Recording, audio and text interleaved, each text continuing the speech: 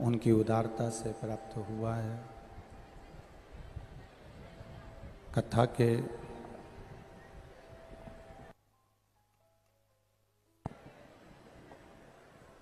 मुख्य यजमान श्री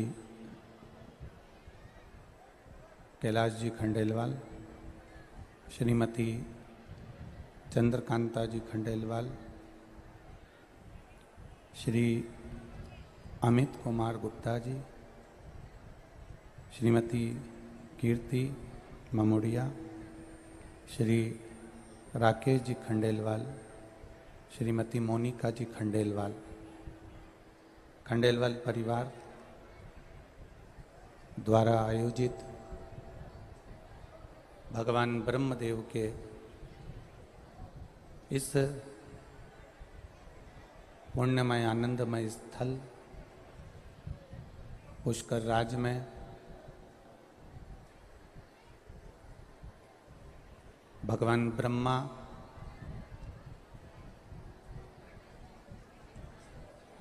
द्वारा निर्मित मृत्यु लोक के इस पावन तीर्थ में भगवान शिव की अविरल भक्ति एवं मुक्ति देने वाला ये पावन तीर्थ स्थल पुष्कर राज, जहाँ पर मात्र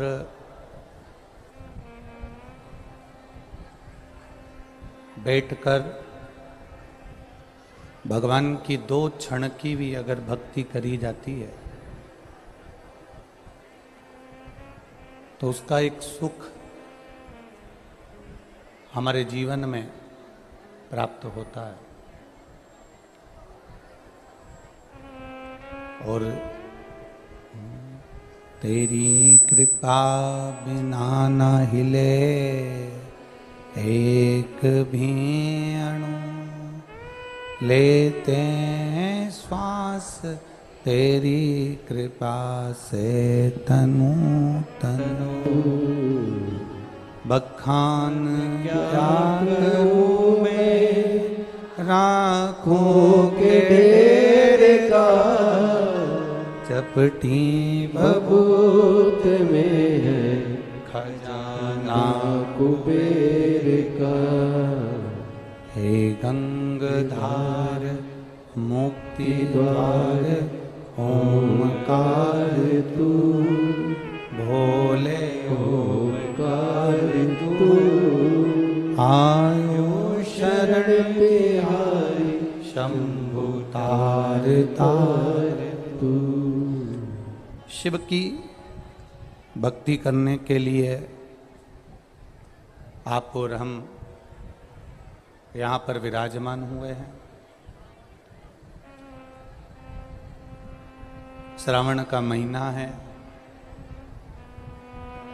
और भगवान नारायण से, भगवान शिव से और भगवान देवाधिदेव महादेव से मिलन का ये वो स्थल है जहाँ पर सुख का अनुभव हमारे जीवन में हो सकता है।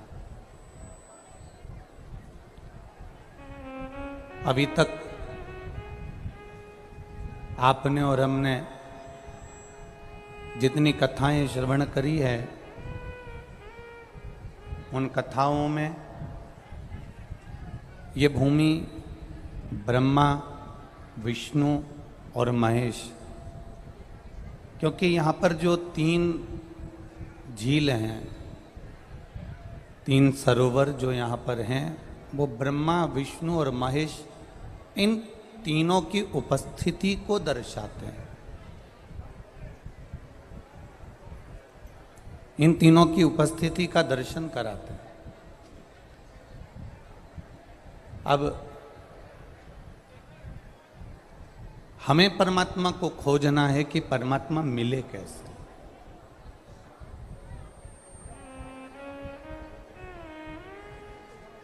हमें भगवान को खोजना है कि भगवान को हम प्राप्त करें कैसे। देखिए,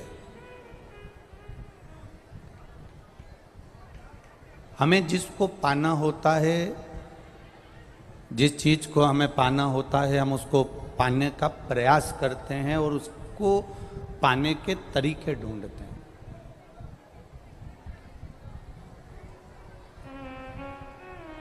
हम उसको पाने के लिए कुछ ना कुछ तरीका ढूंढा करते हैं कि वो हमको मिल जाए जिसकी हमें चाह है।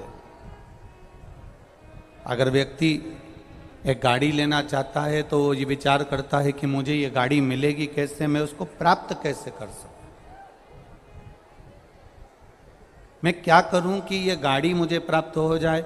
वो सोचेगा कि मैं अपनी अंगूठी गिरवे रख दूं या मकान रखूं या मैं मेहनत करूं या मैं कैसा कुछ ना कुछ ऐसा करूं जिससे मुझे ये गाड़ी प्राप्त हो जाए, मुझे ये गाड़ी मिल जाए। वो प्रयास कर रहा है। बहुत ध्यान देना कथा पर। हम किसी वस्तु को चाहते हैं, हम किसी को चाहते हैं, हम उसको चाहते हैं तो उसको पाने का प्रयास करते हैं, और पाने का प्रयास अर्थात उसको पाने के लिए हम बहुत मेहनत करते हैं, बहुत प्रयास करते हैं कि कैसे भी वो वस्तु हमको मिल जाए, वो वस्तु हमें प्राप्त हो जाए। नए नए तरीके ढूंढते हैं उसको पाने के लिए, नए नए तरीका ढूंढते हैं उस वस्तु को प्राप्त करने के। जब आप बहुत मेहनत कर देते हैं, बहुत प्रयास कर लेते हैं, बहुत ज़्यादा चाहत आपकी बढ़ जाती है, तो आपकी मेहनत रंग लाती है और वो वस्तु आपको प्राप्त हो जाती है आपकी मेहनत के बल पर। वो आपको मिल जाएगी, वो आपको प्राप्त हो जाए। जैसे किसी वस्तु के लिए आपने मेहनत करी और उस वस्तु को आपने आखिरी में पा ही लिया, उसी तरह जिस दिन आप मेरे देव अधिदेव महादेव के लिए दिल से प्रयास करना प्रारंभ करोगे, उस दिन महादेव को भी आप प्राप्त कर सकते हो, वो आपको मिल सकता है। उसको मिलने में देरी नहीं लगती, वो मिलता बड़ा जल्दी है बहुत, क्योंकि उसका नाम भोला है।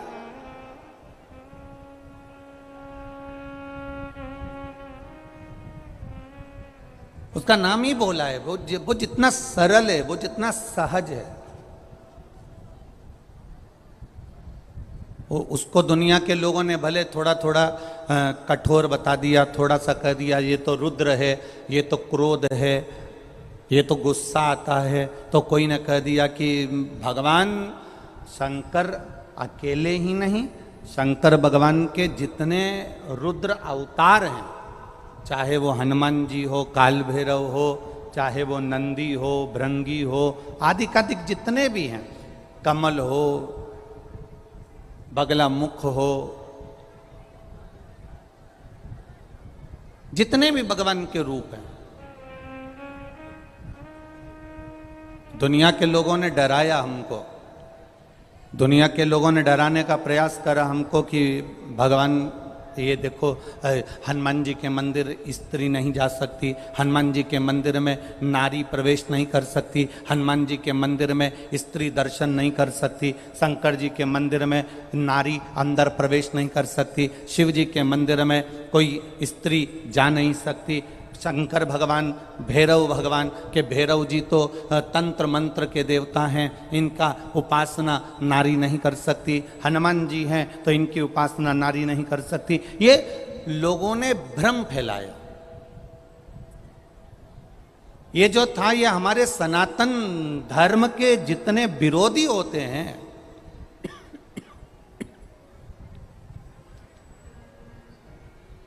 सनातन धर्म के जितने विरोधी हैं, सनातन धर्म का जितना विरोध करने वाले होते हैं, वो हमारे सनातन धर्म को तोड़ने के लिए यहीं से शुरुआत करते हैं। क्या शुरुआत करते हैं कि तुम मंदिर मत जाना, स्त्री मंदिर नहीं जाए, हनुमान जी के दर्शन मत करना, शंकर जी के मंदिर मत जाना, भैरव जी के मंदिर मत जाना, इनके मंदिर मत जाना, उनके मंदिर मत जाना, वहाँ जाने से ऐसा हो जाता है, भगवान को जल चढ़ाने से वैसा हो जाएगा, तो हनुमान जी का दर्शन करने से ऐसा हो जाएगा। ये हमारे सनातन धर्म के जो पूर्व से विरोधी चले आ रहे हैं, वो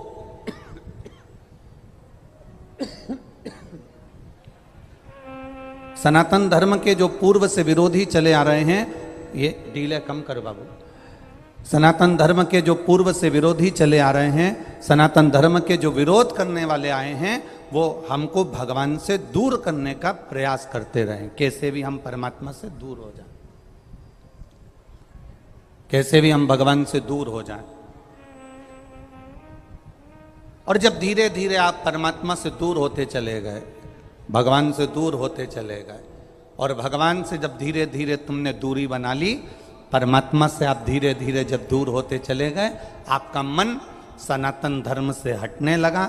सनातन धर्म से मन हटने लगा तो दूसरे धर्म में तुम्हारा मन जाने लगा। अब तुम्हें सनातन धर्म ठीक नहीं लगने लगा।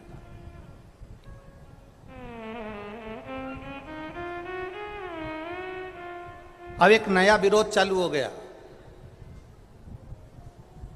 सनातन धर्म को फिर तोड़ने का। अब नए बेटा बेटी मंदिर जाना चालू कर दिया। करे कि नहीं करे? बोलो बोलो, जम के बोलो राजस्थान वाले, करे ना? छोटे छोटे बच्चे मंदिर जा रहे कि नहीं जा रहे? बेटा बेटी नवयुवक बच्चे मंदिर जा रहे कि नहीं जा रहे? पशुपति व्रत कर रहे कि नहीं कर रहे? एक लोटा जल चढ़ा रहे कि नहीं चढ़ा रहे? अब जब पूरे भारत में सनातन धर्म आगे बढ़ गया और लोग मंदिर जाना चालू कर दिए, तो फिर विधर्मियों ने एक नई चाल चलना चालू कर दी और एक दो हमारे सनातन धर्म के लोगों के कान में भरना चालू करा कि अब मंदिर में जाना तो ये ऐसे कपड़े पहनकर लड़की ना आए, वैसे कपड़े पहनकर लड़के ना आए, ऐसे वस्त्र पहनकर लड़कियां ना आए। उन्होंने चाल चलकर हमारे सनातन धर्म वालों को कह दिया। तो लोगों ने ये कह दिया कि मंदिर जाना तो ये इस कपड़े को पहनकर मत जाना। अब बताओ, ईमानदारी से बोलना, भोलेनाथ तुम्हारा कपड़ा देखता है कि तुम्हारा कलेजा देखता है? शिव कपड़े से कभी प्रसन्न नहीं हुआ।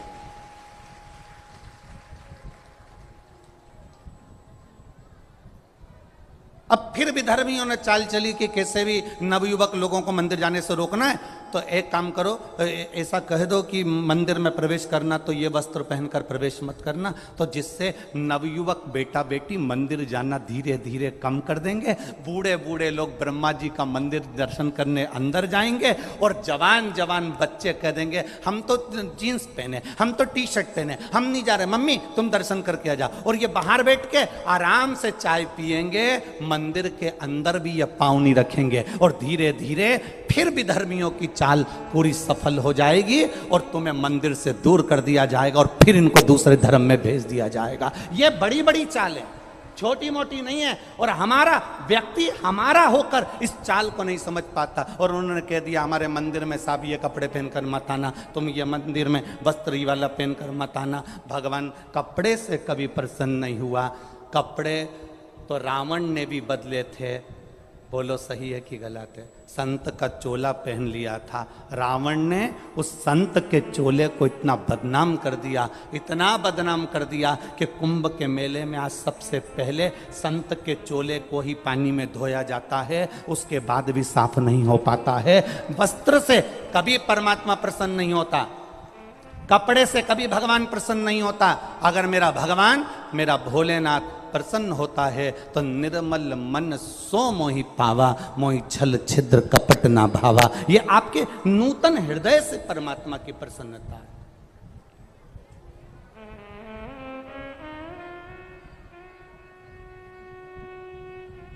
ये आपके नूतन हृदय से परमात्मा की प्रसन्नता का भाव है। आपके हृदय से भगवान की प्रसन्नता है। भगवान को ना तुम्हारा वस्त्र देखता है, ना भगवान तुम्हारी दौलत देखता है, ना भगवान तुम्हारा धन देखता है, ना भगवान तुम्हारा वैभव देखता है। भगवान अगर देखता है तो केवल तुम्हारे मन में जो भोलापन है, तुम्हारे मन में जो श्रद्धा समाई है, तुम्हारे मन में जो विश्वास जागृत हुआ है परमात्मा के प्रति, परमात्मा केवल वही देखता है। उसके सिवाय भगवान कुछ नहीं देखता। भगवान देखता ही नहीं है। अरे भाई,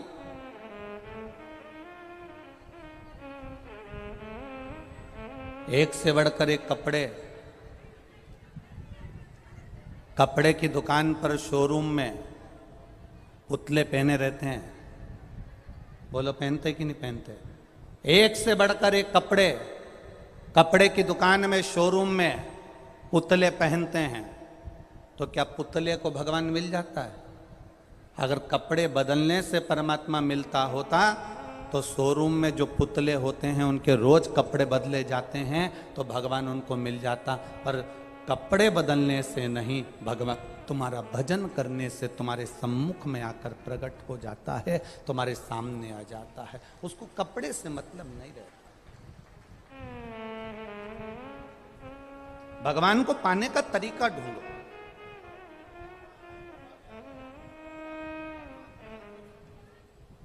भगवान को पाने का जब तरीका हम ढूंढेंगे, भगवान को पाने का जब तरीका ढूंढने का हम प्रयास करेंगे, भगवान को पाने का जब हम प्रयास करेंगे तो हमारा परमात्मा हमारे सामने होगा।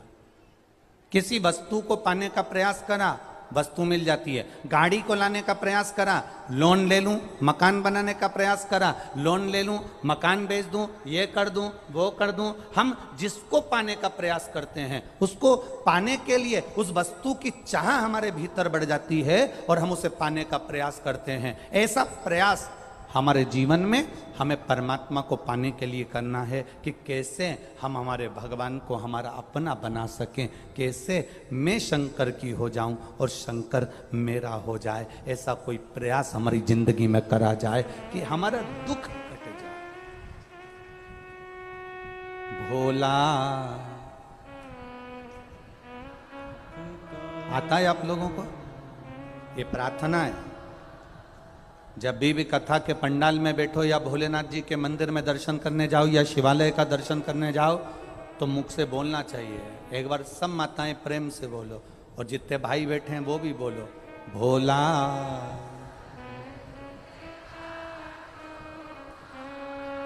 ओ भोला सब दुख काटो, शिव शंकर जब तेरी भोले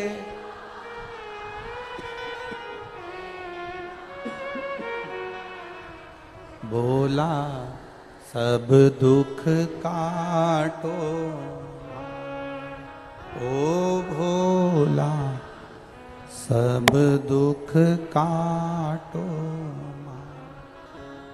ये शिव की प्रार्थना, शंकर भगवान को निवेदन, शंकर का अनुमोदन, शिव भक्ति, शंकर भगवान से प्रार्थना, अपने हृदय से शिव से कहना, अपने मन से भगवान शंकर का गुणगान कर। एक पत्र आया है, देखिए।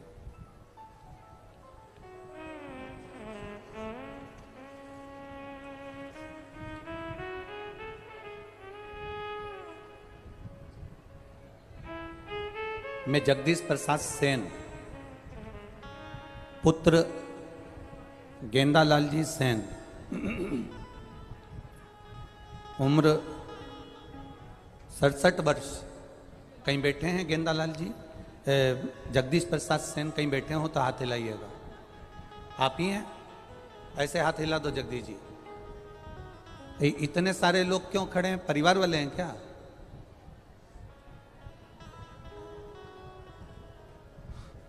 एलईडी नहीं आ रही है। जगदीश जी सेन कौन है? आप ही हैं? अच्छा अच्छा, ऐसे हाथ हिला दो। हाँ, ऐसे हाथ हिला। एक बार वापिस हाथ हिला दीजिए। एलईडी नहीं चल रही है क्या उधर?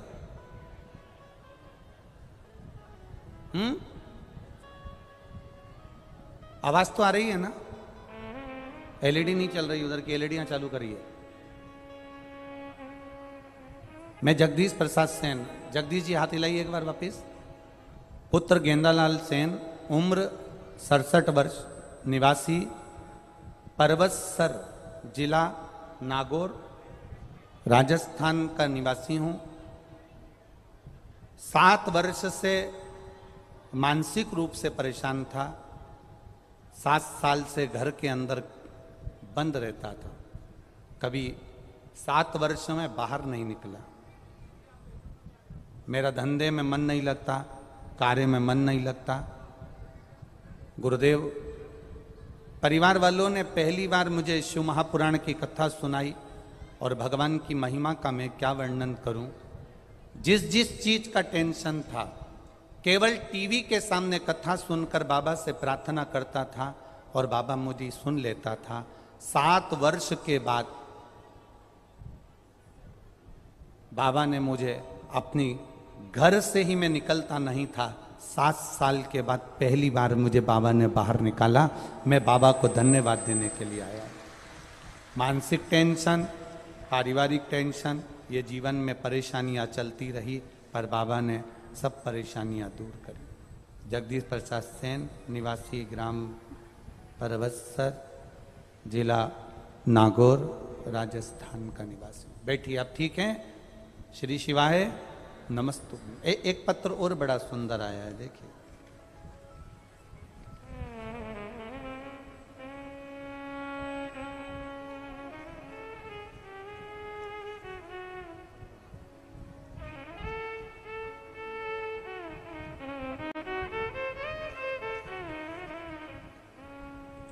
शंभु शरण मांगू घड़ी रे घड़ी, दुख का दया करी दर्शन आँख। मेरा नाम नेहा प्रसाद टिंकर, पता जयपुर चौड़ा रास्ता की निवासी हूँ, राजस्थान की। कहीं बैठी हों तो हाथ हिला सकती हैं। नेहा प्रसाद टिंकर, जयपुर चौड़ा रास्ता की निवासी हूँ। कहीं बैठी हों तो अपना हाथ हिला सकती हैं। जहाँ भी बैठी हों अपने दोनों हाथ हिला सकती हैं। दिख गई क्या? एक बार ऐसे हाथ हिला दो। अच्छा अच्छा, ठीक है ठीक है ठीक है। बाबा, मैं एक लोटे जल का क्या वर्णन करूं, बेलपत्ती का मैं क्या वर्णन करूं। मेरे देवर को यूरिन में गठान हो गई थी और गठान बहुत गंभीर थी। हमने उसे जयपुर में दिखाया। डॉक्टर ने बताया कि यह बीमारी पूरे भारत में 6 लोगों को हुई है। पूरे भारत में यह बीमारी केवल 6 लोगों को हुई है और इस बीमारी का नाम पेल्विक लिपोमेटोसिस है, जो कैंसर से भी ज्यादा खतरनाक है। एक बार कैंसर ठीक हो सकता है, पर यह बीमारी कभी ठीक नहीं हो सकती। उसे हम चेन्नई लेकर गए और वहां पर जाकर ऑपरेशन का खर्चा बताया 15 लाख रुपए। 10 से 15 लाख का खर्चा जब चेन्नई में बताया। ऑपरेशन की कोई गारंटी नहीं है।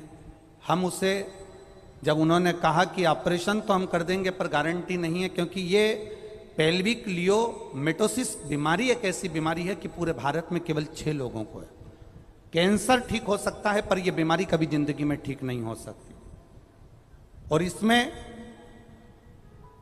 ऑपरेशन तो हम कर देंगे पर ठीक होगा कि नहीं होगा ये भरोसा नहीं है, उठेगा कि नहीं उठेगा इसका कोई गारंटी नहीं है। हम उसे वापिस जयपुर लेकर आ गए। हमारी पड़ोसन ने कहा कि सीहोर वाला महाराज कथा करता है टीवी पर, 1 बजे या कभी कभी 2 बजे कथा आती है, उसको सुनो। हमने शिव महापुराण की कथा टीवी पर सुनना चालू करी। मेरे पति ने मंदिर जाना चालू करा। 1 लोटा जल चढ़ाते, बेलपत्र लेकर आते, देवर को देते। कुंदकेश्वर महादेव का नाम लेकर जल चढ़ाकर जब देवर को देना चालू करा, बेलपत्र खिलाना चालू करा, वापिस ऑपरेशन के हिसाब से चेन्नई लेकर गए तो डॉक्टर ने जब जांच करी तो बताया कि इसके शरीर में कोई बीमारी नहीं है, बीमारी ठीक हो गई। हम बाबा को यहाँ प्रणाम करने के लिए आए। हर हर महादेव। बैठिए बहन, हर हर महादेव। अब ठीक है वो? श्री शिवाय नमस्तुभ्यम। बैठिए। शिव तत्व होता ही ऐसा।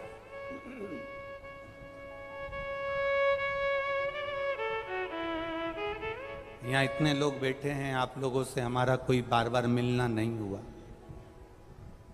ये पत्र आप लोग जो भेज देते हैं उसको हम पढ़ लेते हैं, उसमें आप अपना अनुभव हमको लिख कर भेज देते हैं। हमारा और आपका मिलना नहीं हुआ, हमारा और आपका कोई मिलना हुआ नहीं। पर आप लोगों ने जो टीवी चैनल के माध्यम से आप लोगों ने जो भगवान की अविरल भक्ति, जो शिव को साक्षी मानकर करी है, उस अविरल भक्ति का फल खाली नहीं जाता, मिलता जरूर है।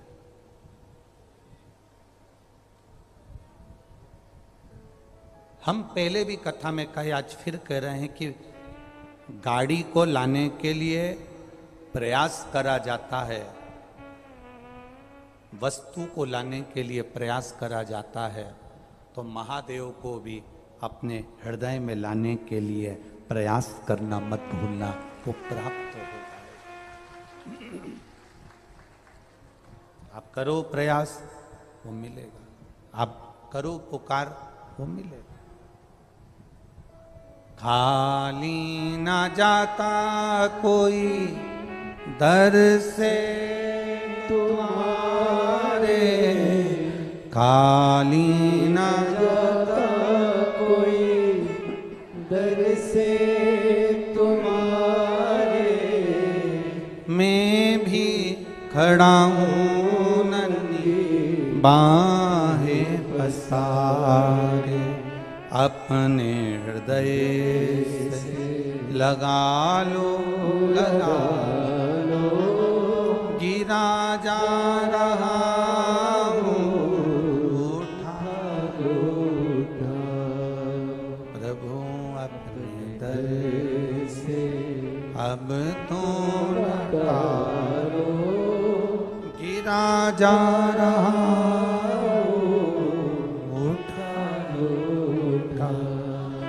भगवान से। आप जो दिल से कहें वो दिल से सुनता है।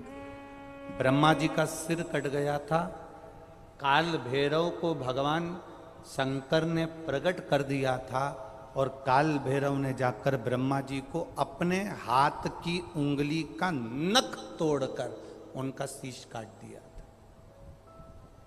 काल भैरव, जब काल भैरव ने शीश काट दिया,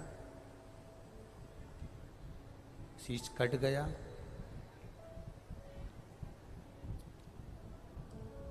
भैरव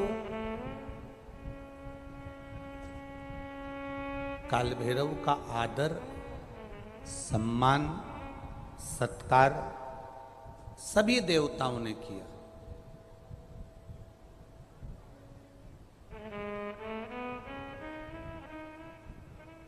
भैरव क्षेत्र का देवता होता है। भैरव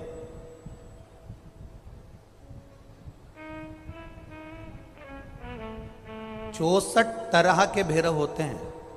कितने तरह के? 64।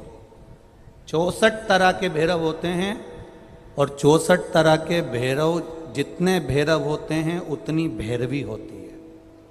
क्योंकि शिव के साथ शक्ति जरूरी है, भैरव के साथ भैरवी जरूरी है, क्योंकि भैरव शंकर भगवान का एक अंश रूप है, क्योंकि शिव ने उसको प्रकट करा। हाँ, दुनिया के लोग भले भैरव जी को बदनाम करने में लगे, ये तो शुरू से चला आ रहा है। भैरव जी को कोई बीड़ी पिला देता है, कोई सिगरेट पिला देता है, कोई कह देता है कि भैरव बाबा को तो बीड़ी दे दो, भैरव बाबा को तो सिगरेट दे दो। ये ढोंग और प्रपंच मेरे शंकर की कथा में नहीं है।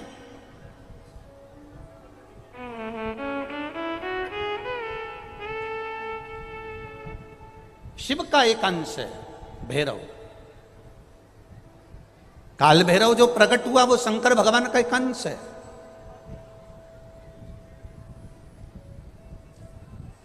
काल भैरव जो प्रकट हुए वो शिव का एक अंश रूप है।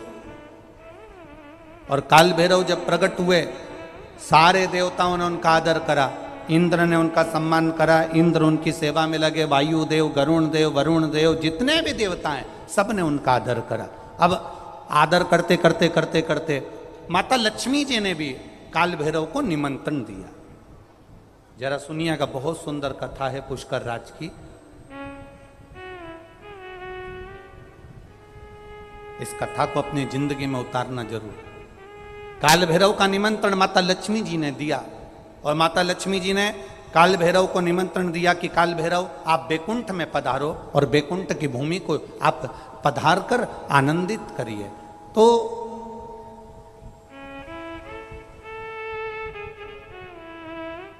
काल भैरव का काम क्या है?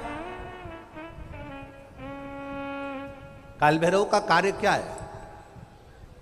ये यहाँ राजस्थान की भूमि पर तो वैसे भी भैरू जी के मंदिर बहुत है। बोलो सही है कि गलत है? और पूरी दुनिया में जितनी भी, पूरी भारत की भूमि पर दुनिया के लोग कहीं पर भी लें, कहीं पर भी रहें, पर भैरू पूजने के लिए हमारे राजस्थान में आते जरूर हैं। भले वो कभी भी आए, पर राजस्थान में आकर भैरू पूज कर जाते ही हैं।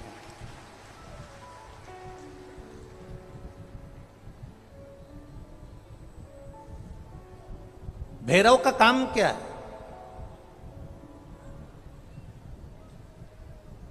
शंकर भगवान ने क्या केवल एक ब्रह्मा जी का सिर काटने के लिए काल भैरव को प्रकट करा?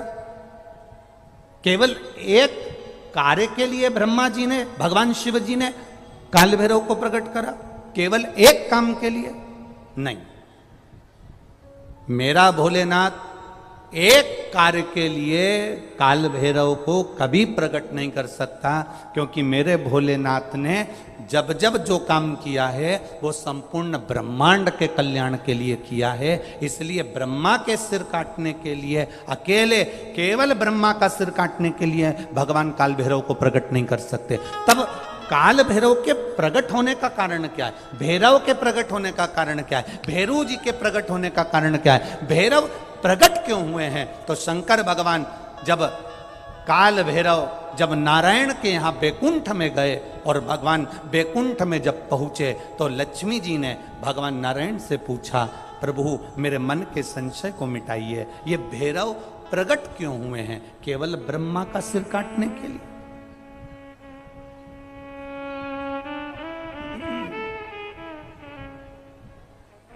क्या ये ब्रह्मा जी का सिर काटने के लिए प्रकट हुए? आखिर भैरव प्रकट क्यों हुए? केवल एक ब्रह्मा का सिर काटने के लिए? भगवान विष्णु ने कहा नहीं, केवल ब्रह्मा का सिर काटने के लिए काल भैरव नहीं प्रकटे। लक्ष्मी सुनो, आज मैं तुम्हें सुनाता हूं काल भैरव भगवान शंकर ने क्यों प्रकट करा। उसका कारण केवल एक है। जब देव अधिदेव महादेव अपने नेत्र बंद कर कर बैठ जाते हैं और समाधि में लीन हो जाते हैं, साधना में लीन हो जाते हैं, तब काल भैरव का दायित्व बढ़ जाता है। भैरव का दायित्व बढ़ जाता है।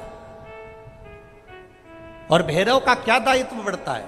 तो सुनो लक्ष्मी, भैरव का दायित्व यह बढ़ जाता है कि जो शंकर के शिवालय में पहुंचता है, जो शंकर के शिवालय में पांव रखता है, जो शंकर के शिवालय में अंदर पहुंचकर शिवालय में अपना चरण रखते रखते रखते रखते देहली से जब अंदर जाता है और शिवालय में शंकर भगवान के शिवलिंग की आराधना करता है, जल चढ़ाता है, शमी पत्र चढ़ाता है, बेल पत्र चढ़ाता है, कमल पुष्प चढ़ाता है, भगवान की श्रृंगार कर कर चंदन अबीर गंध से जो पूजन करता है भगवान की, जब वो अंदर प्रवेश करता है तो भैरव का दायित्व ये हो जाता है कि उसके दुख को भैरव उसी समय पर भक्षण कर लेता है और उसको सुख देकर भेज देता है। ये भैरव का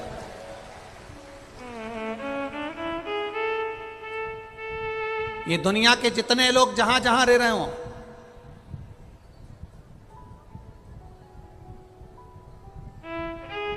मारवाड़ का रहने वाला व्यक्ति, राजस्थान का रहने वाला व्यक्ति अपने भैरव की पूजन करने जरूर आता है, अपने भैरव को जरूर ढूंढता है कि मेरा भैरव कौन सा है, मेरे भैरव का दर्शन कहां, मैं कहां जाऊं, कौन सा गांव है मेरा जहां मैं भैरव का दर्शन कर सकता हूं।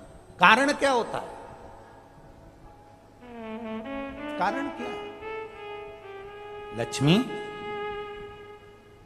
तो लक्ष्मी जी के मन में एक प्रश्न खड़ा हो गया, शिव जी के मंदिर में तो कहीं भैरव का दर्शन ही नहीं होता, आपके यहां पर शंकर जी के मंदिर हैं, आपको भैरव का दर्शन हुआ है कहीं? शिव जी के मंदिर में भैरव का दर्शन होता ही नहीं है। तो फिर शंकर भगवान के मंदिर में जब भैरव का दर्शन नहीं होता, शंकर भगवान के मंदिर में जब भैरव दिखता नहीं है, तो हमारे दुख का भक्षण, हमारे दुख को कैसे वो खा जाता है, हमारे दुख को कैसे वो समाप्त कर देता है। फिर वो भैरव हमें दिखता तो है ही नहीं, आखिर फिर वो भैरव गया कहां, वो भैरव किस जगह पर है? भगवान नारायण ने लक्ष्मी से कहा, सुनो लक्ष्मी, भगवान शंकर के दरवाजे के 2 द्वारपाल हैं, मणिभद्र वीरभद्र। दरवाजे के, भगवान शंकर के दरवाजे के 2 द्वारपाल हैं। और सुनो लक्ष्मी, वो 2 द्वारपाल भगवान शंकर के दरवाजे के हैं। भैरव को शंकर भगवान ने अपनी ऊपर की चौखट का मध्य भाग काल भैरव को दिया है। जिस समय भक्त भगवान को 1 लोटा जल चढ़ाने के लिए मंदिर में गर्भगृह में प्रवेश करता है, जिस समय 1 लोटा जल चढ़ाने के लिए भक्त शंकर का, ओघड़ी का भक्त जब मंदिर के अंदर शिवालय में प्रवेश करता है, तो वो चौखट की जो छाया होती है वो भक्त के सिर पर पड़ती है।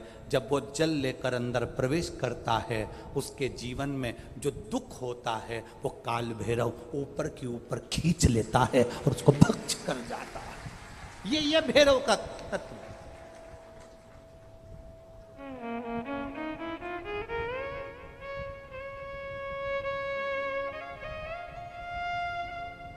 भैरव और भैरवी का कार्य क्या है? आपको सुख देना। भैरव और भैरवी का कार्य क्या है? आपके भीतर यदि अहंकार आ गया, आपके भीतर यदि अभिमान आ गया, आपके भीतर यदि अभिमत्ता आ गई, आपके भीतर यदि कपट आ गया, आपके भीतर यदि बेईमानी आ गई, आपके भीतर यदि प्रपंच आ गया, आपके भीतर यदि काम, वासना, आसक्ति, तृष्णा, लोभ समाहित हो गया, तो भैरव और भैरवी इसको खींच लेते हैं। ये शरीर के अंदर एक तरंग के रूप में प्रवेश कर खींच लेते हैं। भैरव और भैरवी वो हुआ पुष्कर राज की भूमि पर हुआ। पुष्कर राज की भूमि पर हुआ।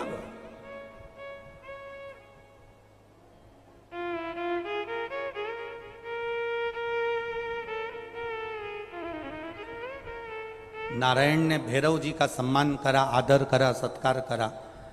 लक्ष्मी जी ने भैरव जी को भोजन कराया, सुंदर पकवान बनाकर खिलाया।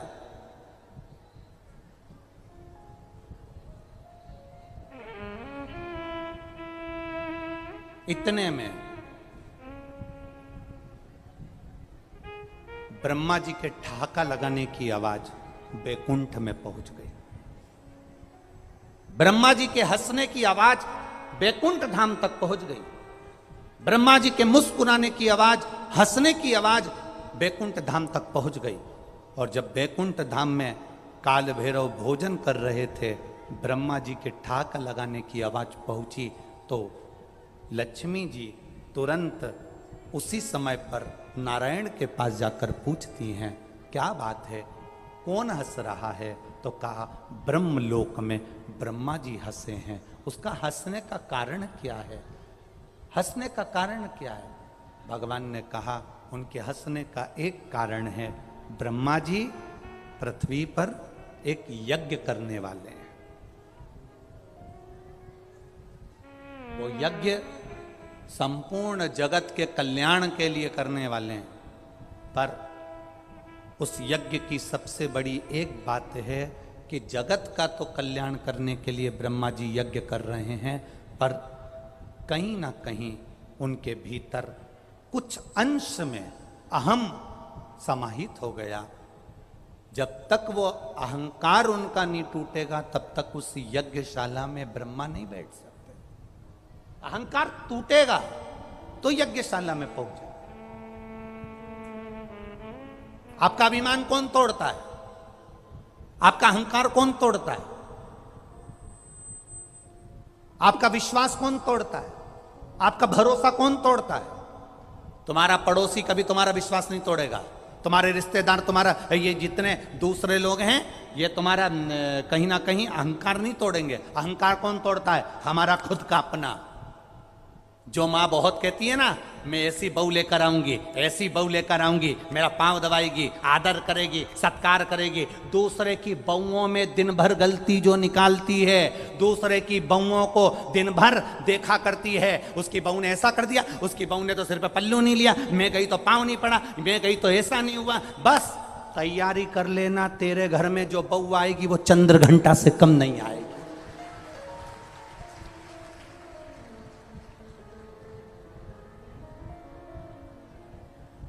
जो बहुत वो हमारे मालवा की भाषा में कह देना, जीजी ए राजस्थान वाली जीजी, हमारे उधर की भाषा में कह दें तो कहते हैं, जो बहुत लंबी नाक लगाए ना। बस समझ गई ना तुम लोग? समझ तो गई ना? बस जो बहुत लंबी नाक लगाए ना, उसकी बहू तो ऐसी, मेरी बहन की बहू आई ऐसी आई, मेरे मामा के छोरे की बहू आई ऐसी आई। मैं तो बहू लाऊंगी तो ऐसी लाऊंगी, मैं बहू लाऊंगी तो मुझे तो रत्ती भर नहीं सुआ है। ऐसी बहू मुझे आएगी ना तो मेरी तो बिल्कुल नहीं बनेगी। और मालूम पड़े उससे 4 गुना जोरदार आई। और शादी के 2 महीना नहीं हुए और मायके में जाकर बैठी। अब ये इतनी बोलती थी, अब ये चुप। अब क्या बोले तो बोले क्या?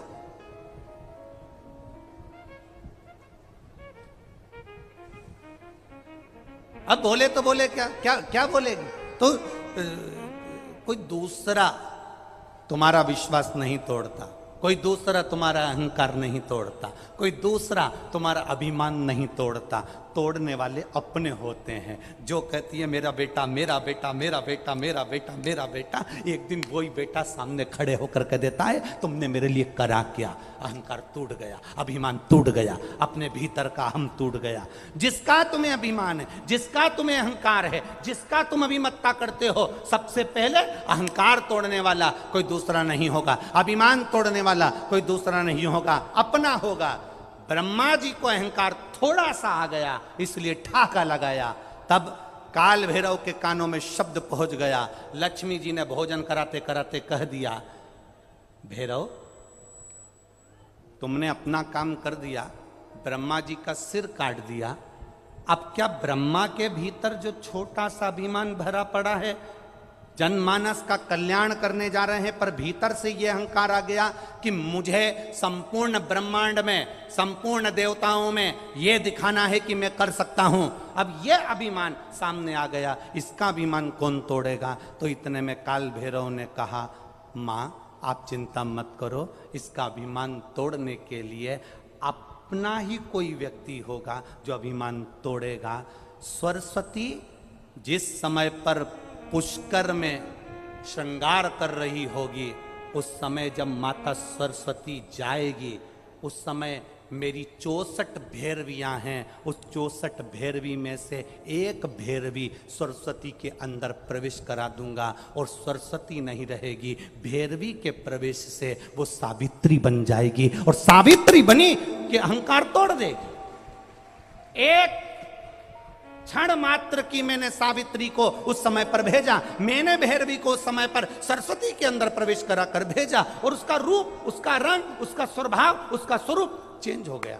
कई बार माताएं कह देती हैं अपनी बहू से, हमारी बहू को ना जाने क्या हो गया गुरुजी, अच्छी रहती है, ना जाने से कौन सा भेरू चढ़ जाता है। बोलो सही है कि गलत है? बात बात में बोलते हो कि नहीं बोलते? ये कहावत कहां से आई कि मेरी बहू तो अच्छी थी, ना जाने इन्हें कहां सा भेरू चढ़ जाता है। मेरी बहू तो बहुत अच्छी, एक हफ्ता तो अच्छी रहे, गरम गरम रोटी भी खिलाए, आदर भी करे, सम्मान भी करे, सत्कार भी करे, सब कुछ करे, पर ये पूरा 1-2 महीना तो अच्छी रहती है, पर 2 महीना में एक बार इसके मुंडा में ना जाने कहीं हो जाए, पूरा 2 महीना का कराया सब पानी फेर गया।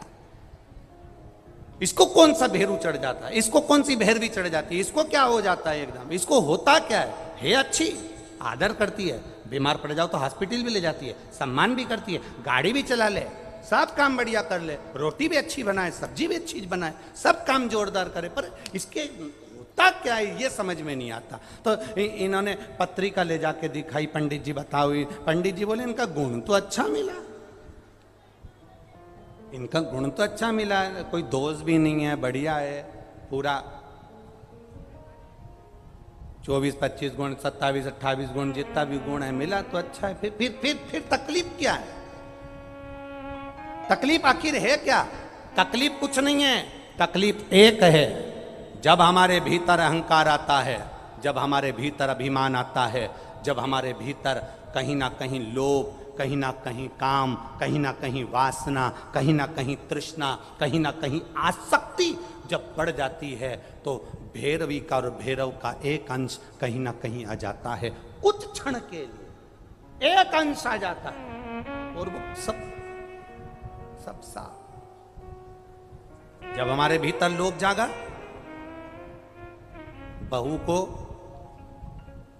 भैरवी कब चढ़ी, उसने गुस्सा कब करा?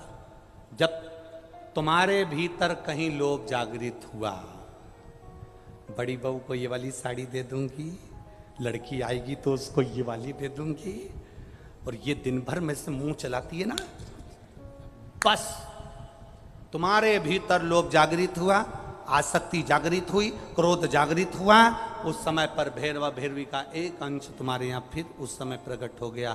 बहू ने बोलना बंद कर दिया, क्रोध में आ गई, उसने अपने पति से कह दिया, शब्द बोले, बाद में मालूम पड़ा कि आखिर हुआ क्या था, लड़ाई किस बात पे थी, बस लड़ाई छोटी सी बात पे थी, वो छोटी सी बात नहीं थी, उसमें अहंकार हमारा भी अड़ा हुआ था। जिस दिन हमने अपने अहंकार को उठाकर कोने में पटकना चालू कर दिया, उस दिन हमारा घर स्वर्ग बन जाएगा, आनंदित बन जाएगा। हम अभिमान से थोड़ा सा पीछे तो हटे।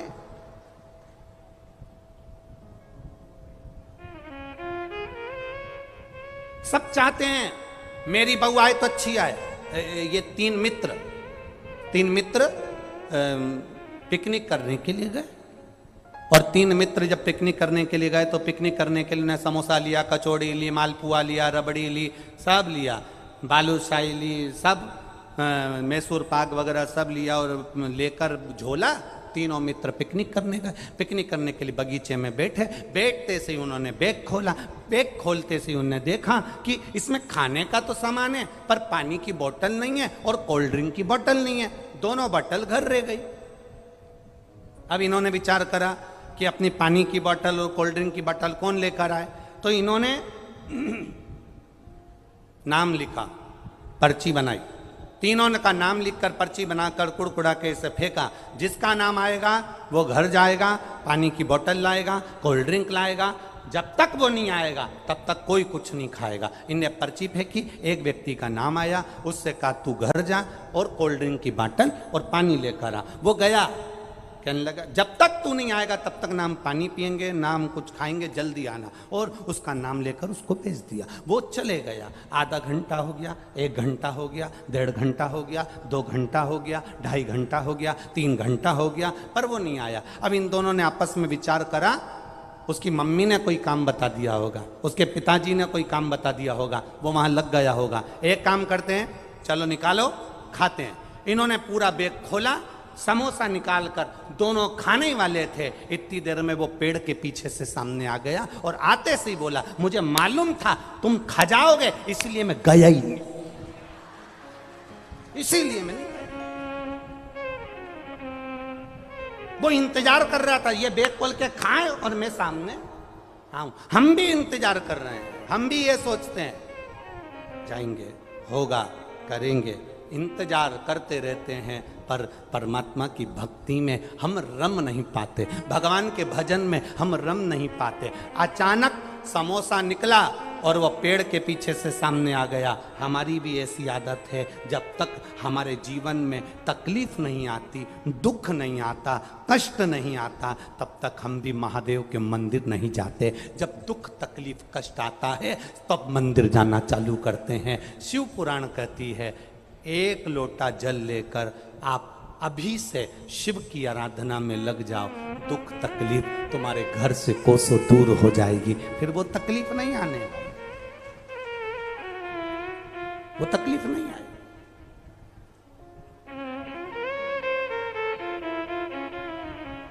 खाली न जाता कोई दर से तुम्हारे, खाली न जाता कोई दर से तुम्हारे, मैं भी खड़ा हूँ नदी बाहें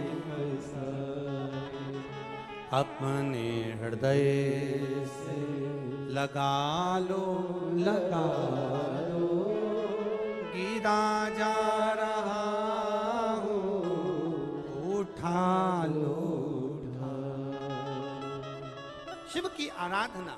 काल भैरव ने जो सरस्वती माँ चली, जाकर उन्होंने देखा गायत्री बैठी हैं और उन्होंने अपना वही भैरवी का एक अंश आ गया, सावित्री के रूप में प्रकट हो गई और सावित्री बनकर उन्होंने उसी समय पर श्राप दे दिया, ब्रह्मा जी तुम्हारा मंदिर कहीं ना होगा। एक अंश।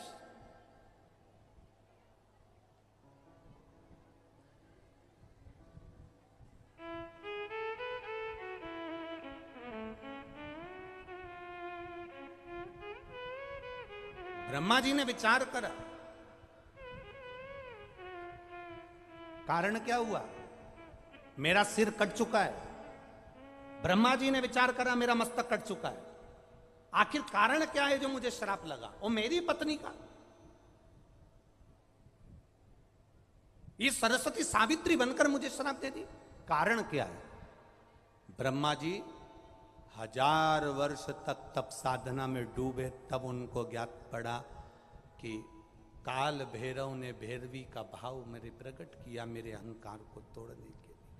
ब्रह्मा जी ने भैरव की परिक्रमा कर कर तब स्तुति की है। ब्रह्मा जी भैरव की परिक्रमा, हनुमान जी की परिक्रमा, भैरव की परिक्रमा, शंकर भगवान की परिक्रमा, शिव जी के जितने रुद्र अवतार हैं, शंकर भगवान के जितने अंश अवतार हैं, इन सब की परिक्रमा का भाव 3 परिक्रमा का है। कितनी परिक्रमा? 3। काल भैरव, भैरव की परिक्रमा कितनी होती है? जम के बोलो 3। हनुमान जी की परिक्रमा कितनी होती है? 3। शंकर के जितने अवतार, मेरे भोलेनाथ के जितने रुद्र अवतार हैं, मेरे शिव के जितने अवतार हैं, मेरे शंकर के जितने अंश अवतार हैं, उनकी सबकी परिक्रमा 3 है। सबकी परिक्रमा 3।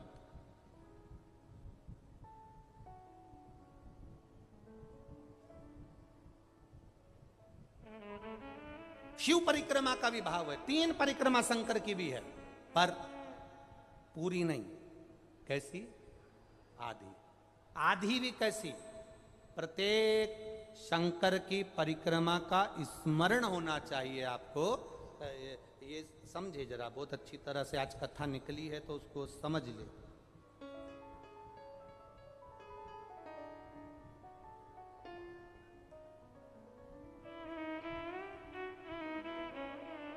जैसे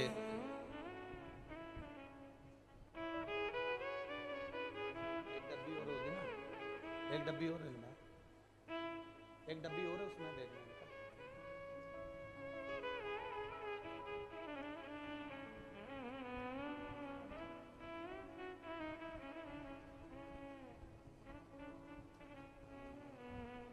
जैसे ये शिवलिंग है, बहुत सावधानी से समझना, सावन का महीना है, बहुत प्रेम से समझिएगा। शिव की आदि परिक्रमा जो हम करते हैं, उस परिक्रमा का फल हमें बाबा कब प्रदान करते हैं वो समझने वाला विषय, ठीक है।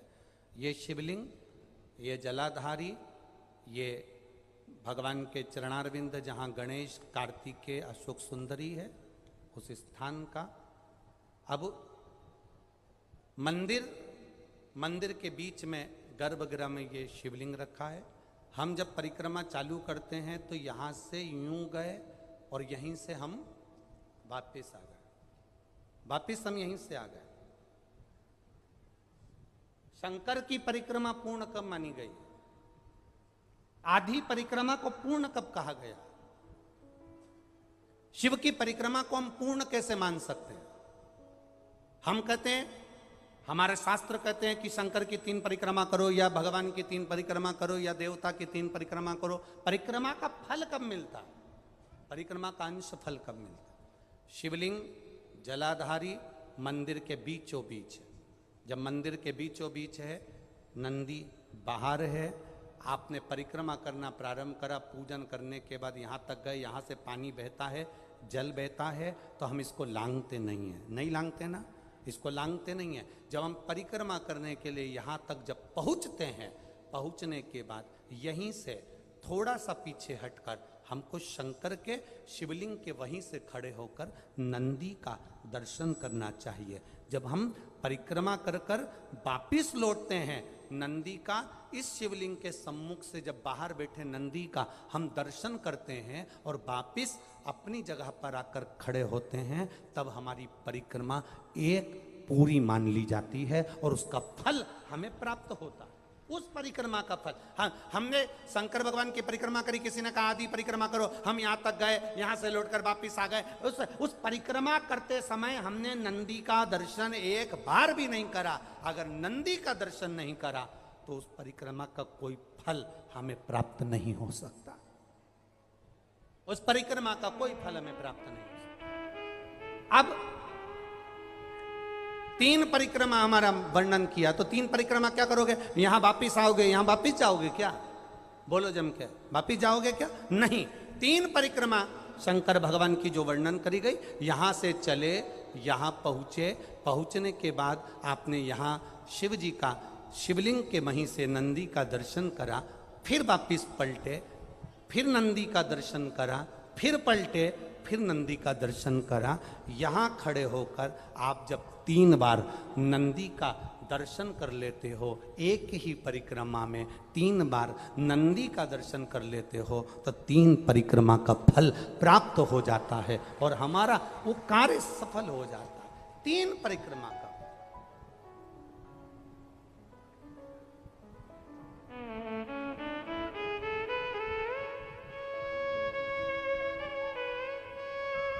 तीन परिक्रमा का फल हमें प्राप्त।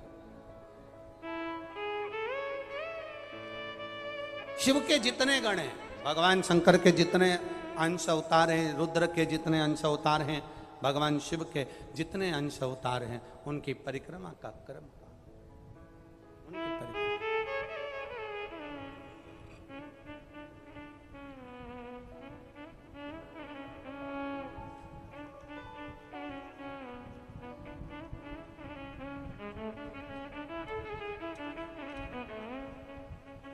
हरि सबका ये कल्याण।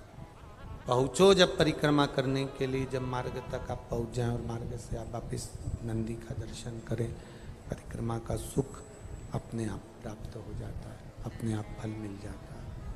नंदी दर्शन का शिव कथा कह रही है, भगवान शंकर का संवाद कर रहा है, शिव महापुराण की कथा कर रही है।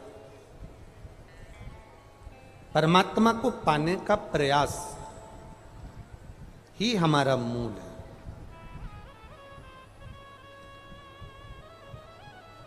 अब एक बहुत सुंदर बात शिव महापुराण में कही है, थोड़ा सा ध्यान देना। शिव को मंत्र से नहीं, तंत्र से नहीं, बहुत साधना से नहीं, बहुत घंटों तक भगवान की आराधना से नहीं, शंकर को प्राप्त करने का तरीका केवल एक सरल शिव महापुराण में कहा। पार्वती जी एक लोटा जल लेकर शंकर भगवान को समर्पित करती हैं, वो तरीका हमारे जीवन में उतारें, सारी समस्या का हल एक लोटा जल शिव को समर्पित करना प्रारंभ करें। जब हम भगवान देवाधिदेव महादेव को जल चढ़ाते हैं, जब हम भगवान शंकर को जल समर्पित करते हैं, जब हम भगवान शिव को जल समर्पित करने के लिए जाते हैं, तब उस जल के भाव में हम अपने हृदय के भावों को जोड़कर भगवान को समर्पित करते हैं। महाराज,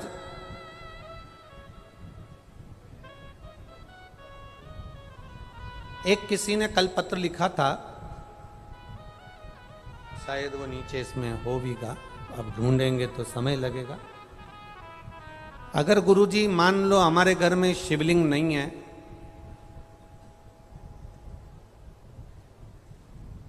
तो हम शंकर भगवान की आराधना कैसे करें? वैसे तो प्रयास करा करो कि शंकर भगवान का शिवलिंग आपके घर में जरूर हो। कारण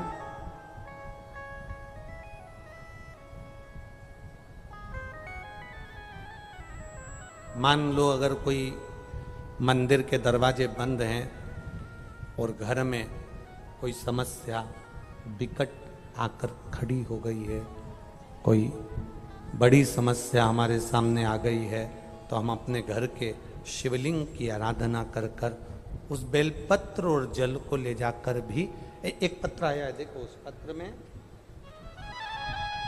उन्होंने अपनी रिपोर्टें भी लगाई हो।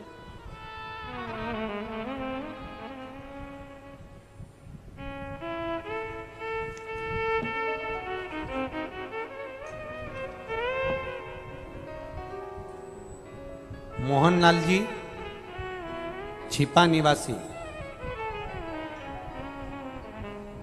बंगरू, जयपुर का रहने वाला। कहीं बैठे हैं? आप ही हैं?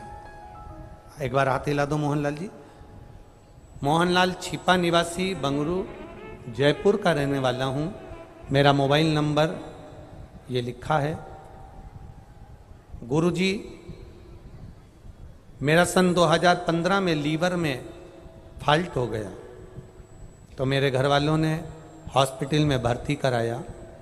डॉक्टर ने बोला कि इनका लीवर डैमेज हो गया है। मेरे मुंह से ब्लड आना शुरू हो गया, मेरे मुंह से ब्लड आने लगा। फिर हम महीने मेरे को हॉस्पिटल में हर महीने आईसीयू वार्ड में भर्ती होना पड़ता। हर महीने मेरा लीवर फॉल्ट होता, डैमेज होता और मेरे मुंह से ब्लड की उल्टियां होना चालू हो जाती। मेरा घूमना आना जाना सब बंद हो गया। 8 साल से 10 बार मेरा लीवर फॉल्ट हुआ। फिर हमें सन 2022 में किसी ने कहा कि शिवजी के ऊपर चढ़ा हुआ जल पिलाओ और बेलपत्री खिलाओ। तब हमने आपकी कथा सुनी और जल और बेलपत्री का सेवन किया। सीहोर पहुँचे, वहाँ से एक रुद्राक्ष बाबा से लेकर आए। बाबा का एक कंकर भी उठा ला, विनती कर कर, बाबा लीवर काम करने लगे, ऐसी कृपा करिएगा। मैं क्या वर्णन करूं गुरुदेव, सारी रिपोर्टें मैं डॉक्टर की लगा रहा हूं। लीवर पूरा डैमेज हो चुका था, खराब हो चुका था, और बाबा की कृपा से बाबा ने वापिस पुनः मेरा लीवर ठीक कर दिया, और मैं अब कोई खून की उल्टी नहीं होती। डॉक्टर की रिपोर्ट लगा रहा हूं, डॉक्टर भी आश्चर्य में है कि लीवर जो फाल्ट हो जाता था, जो बेकार हो चुका था, वो ठीक कैसे हो गया। सारी की सारी रिपोर्टें मैं इस लीवर की, डॉक्टर की पूरी जांचें लगा रहा हूं। ये शिव तत्व है, ये ओघड़ी है, ये कृपालु, ये दयालु, ये दातार। अब ठीक है बाबू, अब ब्लड की उल्टियां तो नहीं हो रही, सारी समस्या का हल। बैठिए बाबू, श्री शिवाय नमस्ते। शिव तत्व इसी को कहते हैं, ओघड़ी इसी को कहते हैं। हमने आपको एक बात कही थी कथा में कि कथा सुनने नहीं आए हो, आप कथा को श्रवण करने नहीं आए हो, आप कथा में बैठकर बाबा की औषधि लेने के लिए आए हो, और ये औषधि अगर मिल गई तो हमारा जीवन सार्थक हो गया, हमारा जीवन धन्य हो गया। हमारे जीवन की सार्थकता ये शिव की औषधि है, शिव की औषधि।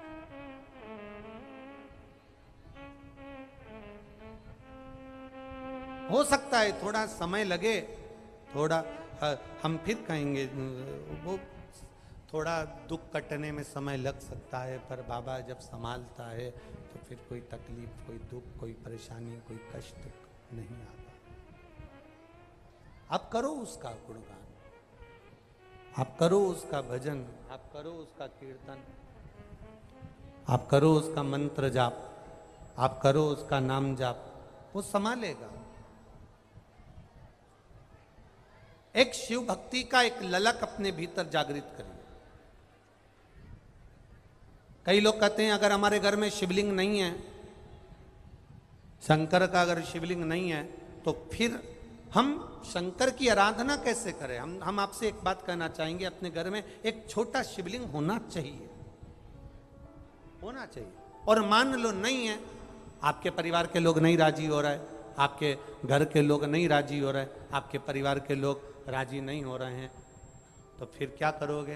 तो कहा शिव महापुराण में सुंदर आनंद के साथ विद्येश्वर संहिता में कहा कि शिवलिंग नहीं होने पर जब आप मंदिर में दिया लगाते हो, मंदिर में जब दीप लगाते हो, मंदिर में जब दिया जलाते हो, प्रज्वलित करते हो, मंदिर में जब दीप लगाओ तो दीप की जो ज्योति होती है वो भी शिवलिंग की आकृति की होती है। तब उस समय पर ज्योतिर्लिंग का स्मरण करो और अपना कार्य सफल करो।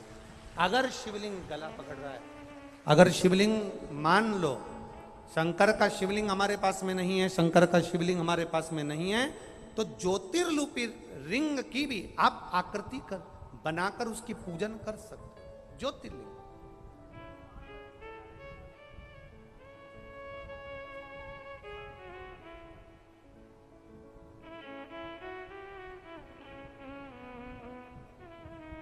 वो क्या बोलते आप लोग, मन मेरा मंदिर आंखें दिया बाती, होठों की है तालियां रोम फूल बाती, रोम रोम जीभा तेरा नाम पुकारती है माँ तेरी आरती।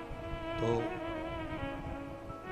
जिस दीप को आप प्रज्वलित करते हो, जिस दिए को आप जलाते हो, जिस दीप को आप प्रज्वलित करते हो, उस दिए की जो बाती में जो अग्नि रहती है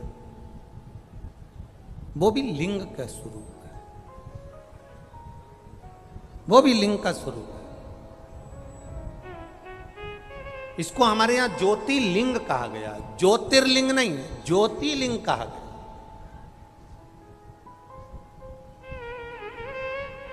कि एक ज्योति में भगवान शंकर की आराधना करना, भगवान शिव की स्तुति करना, भगवान शंकर की आराधना में डूबना, एक ज्योति के प्रतिबिंब में, एक ज्योति के स्वरूप में। शिव कथा कह रही है, भगवान शंकर का संवाद कर रहा है।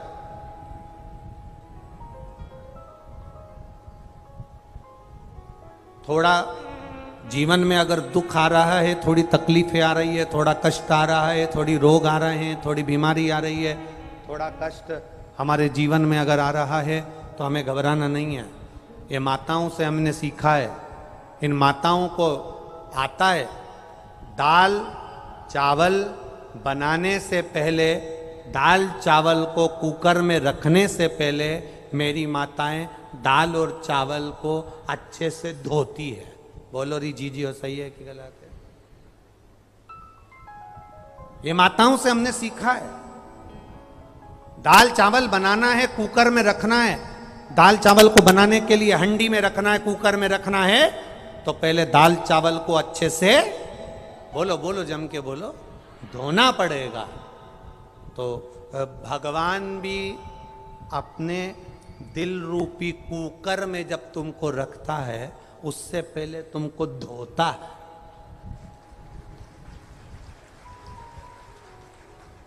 कुकर में ऐसे ही नहीं चढ़ा देता, कुकर में ऐसे ही नहीं रख देता। दाल चावल को अगर कुकर में रखते हैं तो पहले धोते हैं। परमात्मा भी जब हमको, मेरा देवाधिदेव महादेव जब हमको परखता है, ऐसा नहीं तकलीफें आती है, और जब पूरा परख लेता है। एक माँ ने अपने पत्र में लिखा कि मेरे पेट में एक गांठ हो गई और वो गांठ का मैंने ऑपरेशन करवा लिया और डॉक्टर ने कहा था ये कैंसर की गांठ है। उसने पत्र में लिखा कि ये कैंसर की गांठ है।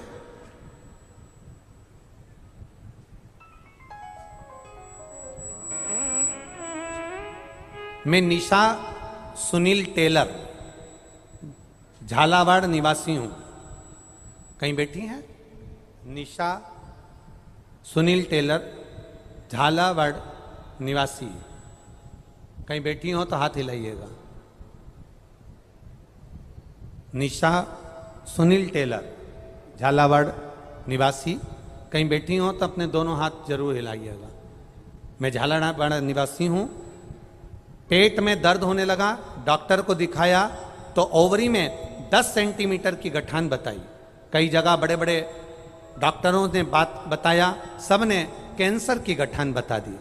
मैंने महादेव की पूजन करना प्रारंभ करा, शिवजी पे 1 लोटा जल चढ़ाना प्रारंभ करा, बाबा देवाधिदेव महादेव से विनती करना प्रारंभ करा, और आखिरी में डॉक्टर नहीं माने कि ऑपरेशन तो करना ही पड़ेगा। तब ऑपरेशन करवाया, शिवजी के भरोसे करवाया। ऑपरेशन में जो गठान निकली वो मुंबई गई चेकअप के लिए। तब वहाँ से खबर आई कि आपकी जो गांठ है वो कैंसर की नहीं है, साधारण गांठ थी। बाबा ने कृपा करी, कैंसर नहीं निकला। जब सिस्टर ने मेरे गांठ निकालने के बाद ऑपरेशन किया, जो ऑपरेशन किया उस पर जब पट्टी लगाई और रोज पट्टी को जब वो हटाती थी, तो बाबा की कृपा का मैं क्या वर्णन करूं गुरुदेव। वो डॉक्टर सिस्टर भी कहते थे कि आपकी पट्टी हटाने पर ऐसा लगता है कि आपकी पट्टी के अंदर कोई बेलपत्री रख देता है और उस बेलपत्री की पत्ती उस पट्टी के अंदर मिल जाती है। ये इन्होंने पत्र में लिखा है, ये यहाँ पर लिखा, पढ़ो उसको। अखबार में आप लोग जितने लोग मीडिया के माध्यम से देख रहे हो उसमें भी आप पढ़ सकते हो। ड्रेसिंग से यह पत्ते कहां से आए? दोनों दिन ऐसा ही हुआ, वह पत्ते और कुछ नहीं थे। ड्रेसिंग में जो पत्ते थे वो बेलपत्र के पत्ते थे। ये बेलपत्र के पत्ते, डॉक्टर भी आश्चर्य कर रहा है कि ड्रेसिंग में कहां से आ सकते। तेरी कृपा बिना ना हिले एक भी अणु, लेते हैं श्वास तेरी कृपा से तनो तनो।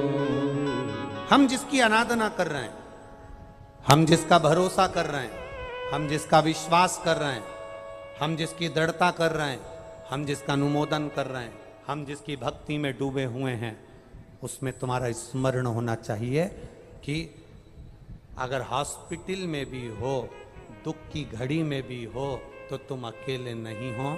तुम्हारा महादेव तुम्हारे साथ में कदम से कदम मिलाकर चल रहा है। तुम्हारा महादेव तुम्हारे साथ में कदम से कदम मिलाकर चल रहा है। तुम्हारे दुख की घड़ी में तुम अकेले नहीं हो।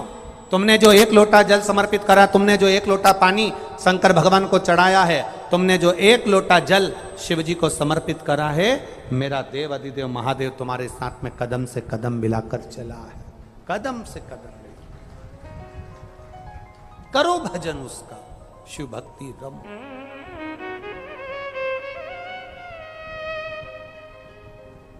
एक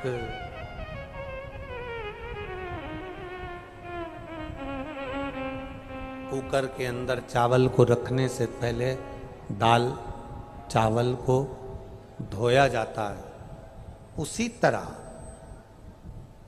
भगवान भी अपने दिल में रखने से पहले अपने भक्त को अच्छे से धो देता है, धोता है। दुख सुख ये सब दुख सुख का पानी डालकर हमको धोएगा,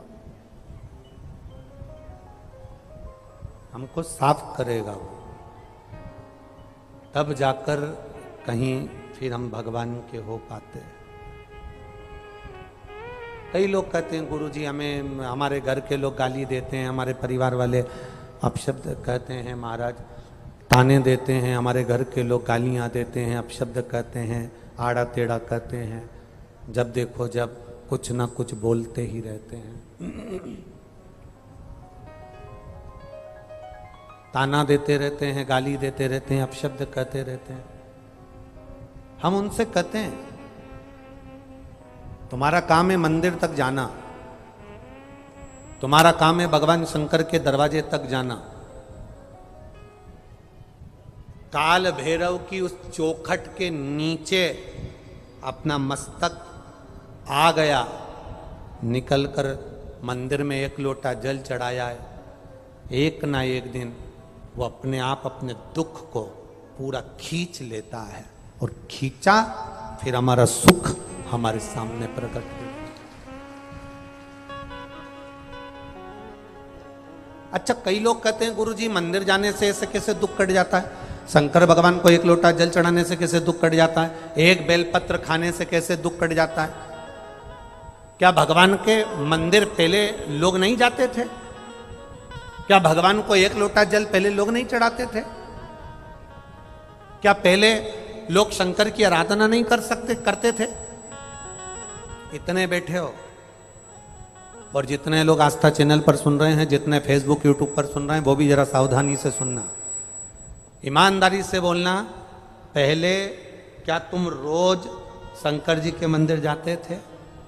केवल सोमवार को चले गए, या कभी सावन का महीना आ गया तो चले गए, या फिर शिवरात्रि आ गई तो चले गए, या कोई 30 त्योहार आ गया तो चले गए। रोज शंकर के मंदिर कोई नहीं जाता था। जब हम प्रतिदिन मंदिर जाते जाते हैं, एक रस्सी से पानी खींचे जाओ तो पत्थर पर भी निशान रस्सी का पड़ जाता है। जब हम रोज मंदिर जाते हैं तो भगवान की दृष्टि पड़ ही जाती है और हमारा कल्याण हो ही जाता है। पड़ रहा है निशान।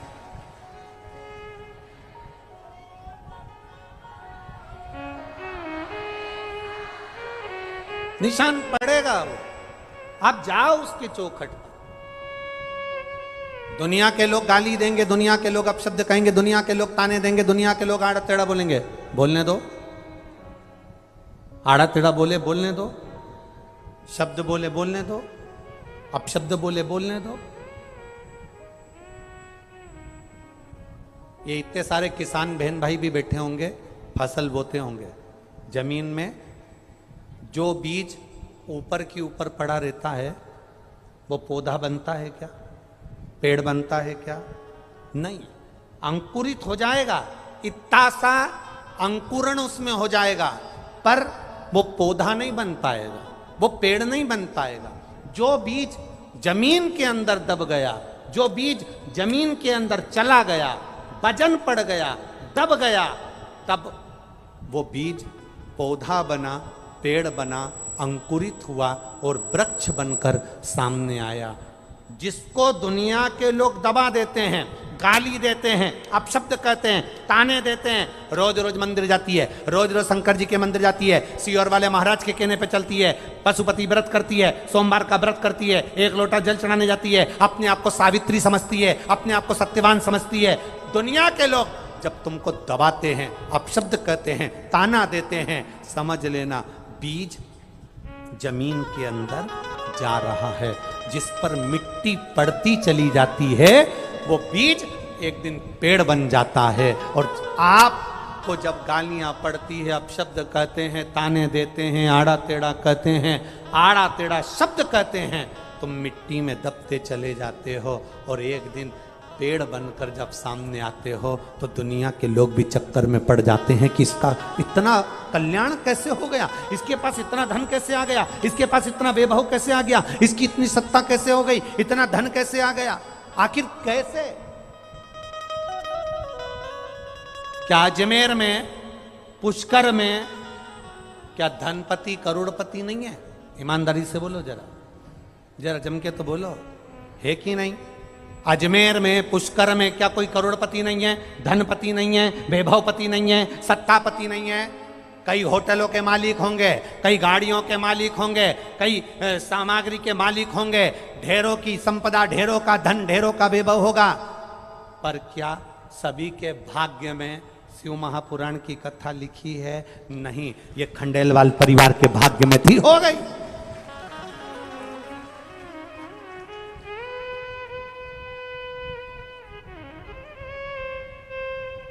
और कहा भगवान भी पूरी परीक्षा लेता है, दिन में कथा पूरी करवा देता है, रात को पानी गिरवा देता है, परीक्षा पूरी लेता है, वो पूरी पूरी लेगा। और पानी भी ऐसा वैसा नहीं आता, दमदारी से भड़ भड़ करके आता, परीक्षा पूरी लेता हो।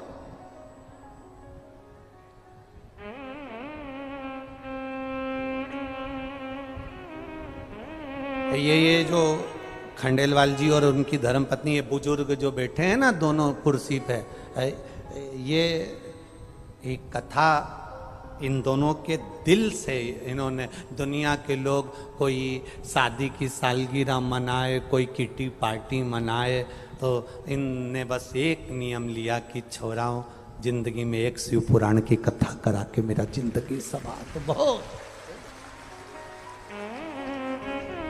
और धन्य है इनके बच्चे भी, इनकी बहुएं भी, इनकी बेटियां भी, इनका परिवार साधुवाद का पात्र है।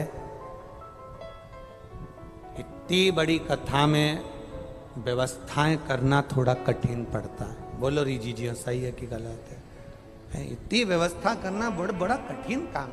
कथा छोटी वोटी होए तो व्यवस्था करने में आ जाए, पर इनका ठिकाना ही नहीं। कल वो विधायक जी कह रहे थे कि यहाँ से लेके अजमेर तक की जो ऊपर की पूरी रोड है, पूरी चक्का जाम है, कोई ना इधर से हिले ना उधर से हिले, बड़ी धीरे धीरे गाड़ियाँ चल के अजमेर तक जाती, और अजमेर से माताएं भी इतनी समझदार हो गई। गुरुजी 1 बजे की कथा है तो सुबेरे से अपना टिफिन गाड़ी में ही, उसको मालूम है चक्का जाम होगा, वहीं निपटा लेंगे, अपना क्या जाए, ट्रैफिक में जहां फंसे डब्बा खोलो, खाओ, गाड़ी में बैठो, 1 बजे के पहले तो कथा में पहुंच जाएंगे। पूरी व्यवस्था से आती है,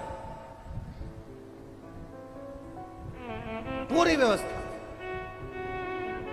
यही शिव भक्ति है, इसी को शंकर की भक्ति कहते हैं। महाराज सहजता नहीं है। कहीं शिव ने अगर आपको पकड़ा है, आप शिव महापुराण की कथा में बैठे हो, आप शंकर की कथा में आए हो, ऐसा नहीं कि संसार में किसी को दुख नहीं है, दुख सबको है। संसार में कौन सुखी?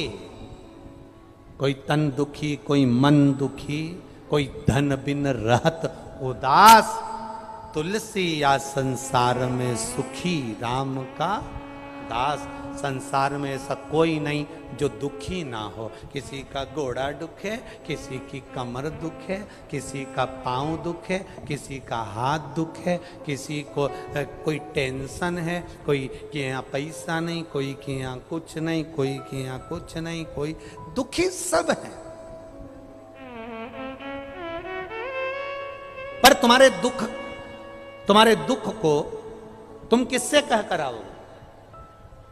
अगर तुम्हारे दुख को तुम किसी से कह भी दोगे तो क्या वो हल कर देगा? तुम अपने दुख को सीहोर वाले महाराज को कह दोगे तो क्या वो हल कर देगा? नहीं। तुमसे ज्यादा दुखी तो बड़े बड़े महाराज हैं।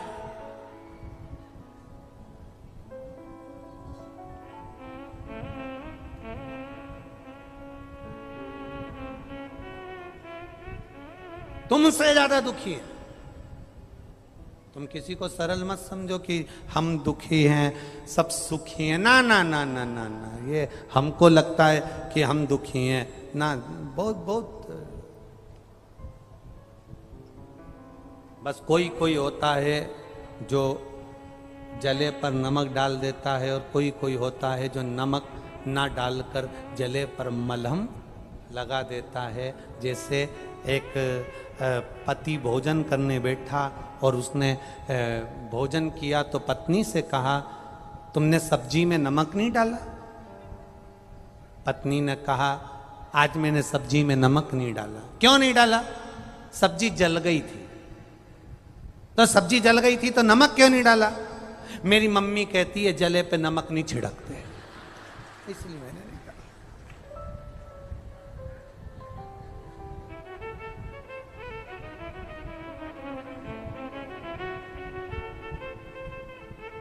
पति ने कहा, तेरी मम्मी ने यह सब्जी का नहीं बोला। तो पत्नी ने बोला, कौन सी सब्जी? पति बोला, ये तेरे सामने जो बैंगन खड़ा है ना, इस सब्जी का बोला है कि इसके ऊपर कभी नमक मत छिड़कना, और तू मेरे ऊपर रोज नमक छिड़कती है। तुम्हारी मम्मी ने ये कर दिया, तुम्हारे पापा ने ये कर दिया, तुम्हारे भाई ने ये कर दिया। ये इस नमक की बात तेरी मम्मी ने करी थी, ये जली सब्जी की बात नहीं करी थी।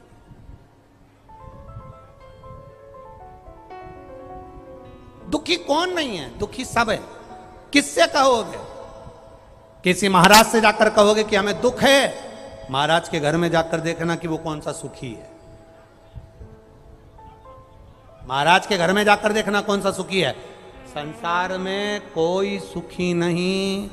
शिव महापुराण की कथा कहती है, अपने दुख को कोई दूसरा नहीं काट सकता। पहले भी कथा में कहा, खुजाल चलेगी, हमको खुजालना पड़ेगा। भूख लगेगी, हमको भोजन करना पड़ेगा। प्यास लगेगी, हमको पानी पीना पड़ेगा। और मान लो सिर हमारा दुखा तो गोली भी, बोलो बोलो जम के बोलो, हमको खाना पड़ेगा। अगर पेट दुखा तो दवाई भी हमको खाना पड़ेगी। अगर छींक आई हमको तो छींकना भी, बोलो बोलो बोलो, हमको पड़ेगा। खांसी आई हमको नहीं, पड़ोसन से कह दो खास, अब तुम मत खासो, पड़ोसन से कहो खास, और मुंह बंद करके बैठ जाओ। अब तुम्हारी खांसी तुम नहीं खासोगे क्या? अब तुमको आ रही छी,